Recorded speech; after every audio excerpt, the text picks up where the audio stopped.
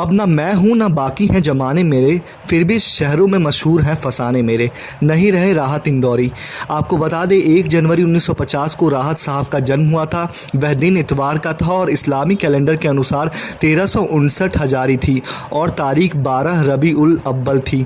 उसी दिन राफित अल्लाह के साहब घर राहत साहब की पैदाइशी हुई थी, जो बाद में हिंदुस्तान के पूरे जनता के मुस्कुराहटों गम को बयान करने वाले शायर हुए। नमस्कार, मैं रितेश मिश्रा और खबर अब तक में आपका स्वागत है।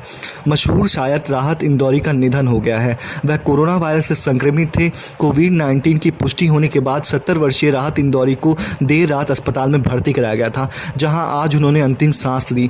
राहत साहब तो दुनिया को अलविदा कह गए, लेकिन पीछे अदब की वे विरासत छोड़ गए जो हमेशा नई पीढ़ी के लिए किसी खजाने से कम नहीं होगी। बड़ा शायर वो है जो शेर बतौर शायर नहीं बल्कि बतौर आशिक कहे। जब लोग राहत इंदौरी साहब को सुनते हैं या पढ़ते हैं, या उन्हें एक ऐसा शायर नज़र आता है जो अपने हर शेर बतौर आशिक कहता है। वे आशिक जिसने अपने दम पर आज हिंदुस्तान के अवाम में बेपनाह मोहब्बत हासिल की है। शायर को लेकर गलीब, मीर, जौक, फौज, इकलाबी आदि अध्ययन के विषय हैं और हमेशा ही रहेंगे। उनके मुताबिक बिना तो शेर शुद्ध लिखना और गज़ल समझ भी दूर की बात है, लेकिन गज़ल, मीर, जौक, फौज और इकबाल जैसे बड़े शोराओं के अलावा आज हिंदू उर्दू का कैनवास इतना बड़ा सिर्फ इसलिए है क्योंकि अदब की मशाल राहत इंदौरी जैसे शायर ने इतने सालों तक अपने हाथों में थामे रखा। ये सच है कि साहित्य इमारतों में पैदा नहीं होती, उसे गंदे बस्तियों में जाकर फणीश्वर नाथ रेणु बनने के लिए आंचलिक सफ़र तय करना पड़ता है। उसे प्रेमचंद बनने के लिए मॉल की चकाचौंध छोड़कर किसी कष्टाकरी इरादत में हीरो की तलाश में निकलना पड़ता है। उसे शहादत के हस्न मंटो की तरह अरबाबे निश्ते में भटकना पड़ता है। मोहब्बत में सफल हो जाना मात्र साहित्य पैदा नहीं होता। साहित्य लिखने के लिए अमृत प्रीतम की तरह इमरोज़ को अपने घर की छत और साहिन को खुला आसमान बनाना पड़ता है। राहत साहब की सबसे खास बात यही है कि उनकी शायरी मीर और गलीब की ज़मीन पर उपज अपनी ही तरह की एक शायरी है। वो मीर और गलीब के ख़ानदान के ज़रूर हैं, लेकिन राहत साहब की पहचान उनकी अपनी है।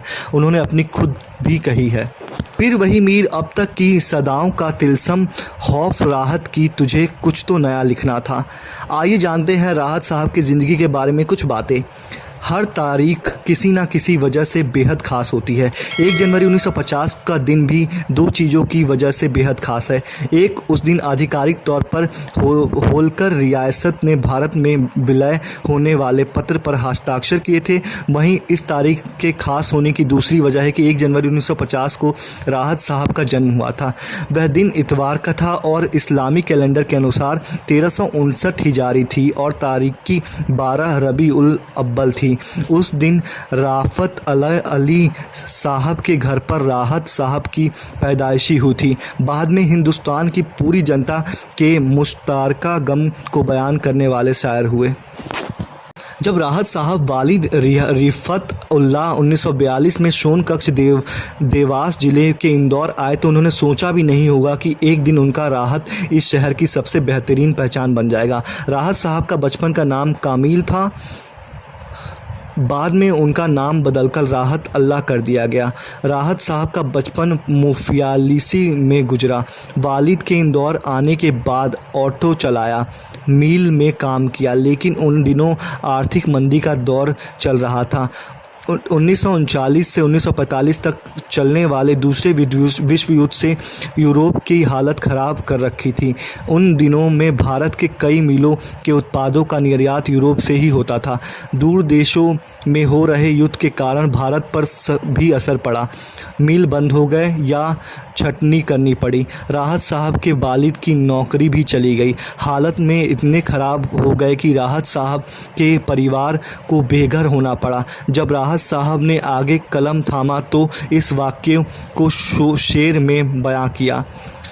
अभी तो कोई तरक्की नहीं कर सके हम लोग, वही किराए का टूटा हुआ मकान है मियाँ। राहत साहब को पढ़ने लिखने का शौक़ बचपन से ही रहा है।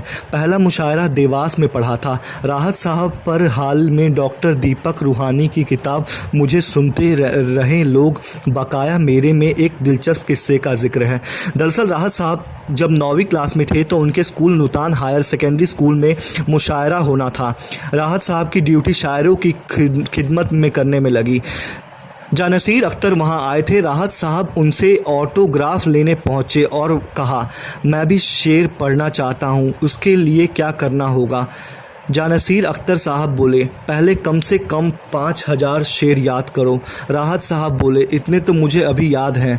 जानसीर साहब ने कहा, तो फिर अगला शेर जो होगा वह तुम्हारा होगा। इसके बाद जानसीर अख्तर ऑटोग्राफ देते हुए अपने शेर का पहला मिसरा लिखा, हमसे भाग ना करो दूर गज़लों की तरह।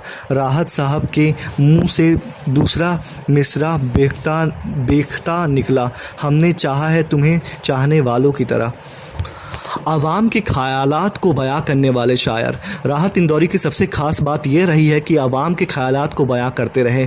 उस पर जवान और लहजा ऐसा कि क्या इंदौर, क्या लखनऊ, क्या दिल्ली और क्या लाहौर, हर जगह के लोगों की बात उनकी शायरी में होती थी। इसका एक उदाहरण तो बहुत ही पहले ही मिल गया था। साल 1996 में राहत साहब ने कराची के एक शेर पढ़ते हैं, लगातार 5 मिनट तक तालियों की गूंज हॉल में सुनाई देती और फिर बाद में दिल्ली में भी वही शेर पढ़ते हैं और ठीक वैसे ही दृश्य यहाँ भी होता है।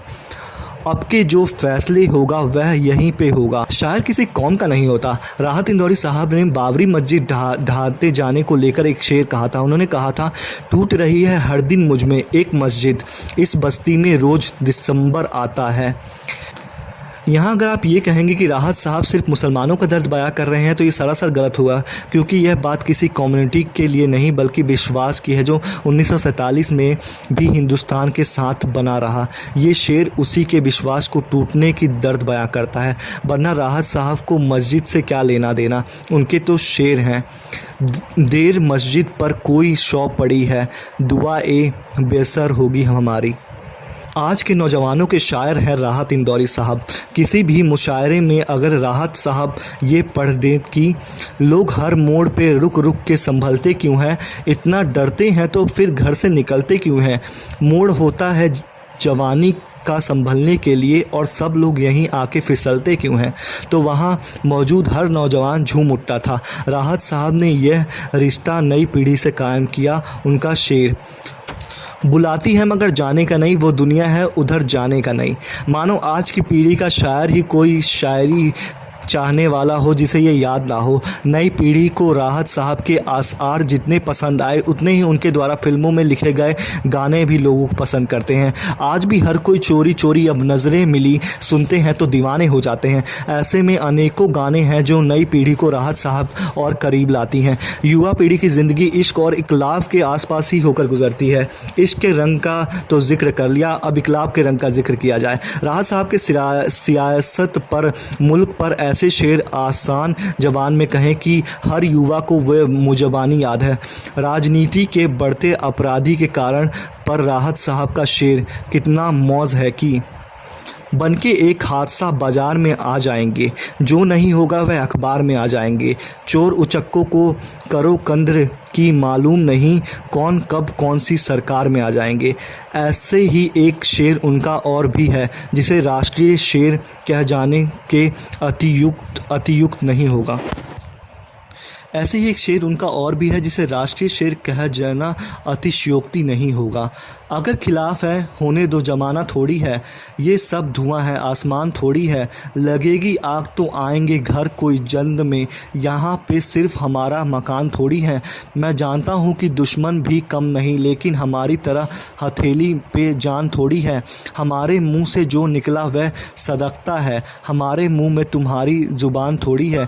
जो आज साहिबे मसनद है कल नहीं होंगे, किराएदार हैं जाति मकान थोड़ी है, सभी का खून है शामिल यहाँ की मिट्टी में, किसी के बाप का हिंदुस्तान थोड़ी है।